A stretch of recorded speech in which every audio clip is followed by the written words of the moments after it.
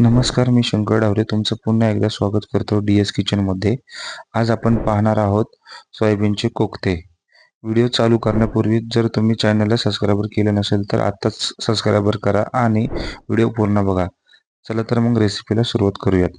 हे सोयाबीन घेतले 40 ग्राम. याला गरम पाण्यामध्ये टाकून ठेवले ते मी 5 मिनिटं. 1 वाटी बेसन पीठ घेतले, मीठ घेतले आपण, 1 चमचा जिरं, तेजपत्ता, 1 हिरवी इलायची, ही हळद आहे, लाल तिखट आहे, धना पावडर आहे, गरम मसाला आहे, 3 कांदे घेतले छोटेवाले, अद्रक घेतले 2 फोड, 2 मिरच्या घेतल्यात, लसूण घेतलाय, 2 टोमॅटो घेतलेत. चला तर मग आता आपण सोयाबीन, अद्रक, 2 मिरच्या, लसूण, कोथिंबीर मिक्सर मध्ये सगळं बारीक करून घेऊयात. मिक्सर मध्ये आपण बारीक करून घेतलेलं आहे. तर मग बाकीचं साहित्य टाकूयात. 2 चमचा बेसन पीठ, चवीनुसार मीठ, हळद, लाल तिखट. चला तर मग आपण हे सगळं मिक्स करून घेऊयात. आता आपण याचे बारीक बारीक कोफ्ते करून घेऊयात. हे आपले 4 कोफ्ते रेडी आहेत. आता आपण हे डीप फ्राय करून घेऊयात. तेल जास्ती गरम नकोय, नॉर्मल तेल असलं तरी चालेल. आता हे मी तेलामध्ये फ्राय करायला सोडतोय. गोल्डन फ्राय होईपर्यंत चांगले फ्राय करून घेऊयात त्यांना. चला मग आपण कोफ्त्याचा मसाला रेडी करून घेऊयात.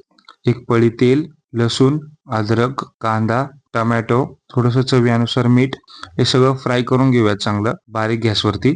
आपण मिक्सर मध्ये बारीक करून घेऊयात. हा बघा मसाला बारीक झालेला.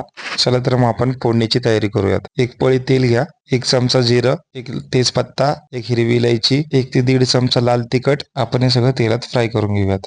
चला तर मग सगळे मसाले टाकून घेऊयात. मी घेतलाय घरगुती मसाला, धना पावडर, हळद. चला तर मग हे सगळं मिक्स करून घेऊयात. चांगला मसाला भाजून घ्यायचा आहे बारीक गॅसवरती.